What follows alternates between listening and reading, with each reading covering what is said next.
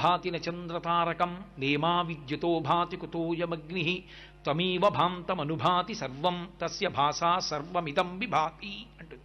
ఆయన ఉన్నాడే ఆ పరమేశ్వరుడు, ఆయన ఒక పెద్ద వెలుగు. Please like, share and subscribe. సూర్యచంద్రులు ప్రకాశించారు.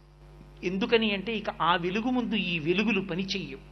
కాబట్టి ఆయన ఒక్కడే ప్రకాశిస్తూ ఉంటాడు. ఆ ప్రకాశిస్తున్నటువంటి ఆ కాంతిపుంజం ఉన్నదే అదొక్కటే పరమేశ్వర స్వరూపం.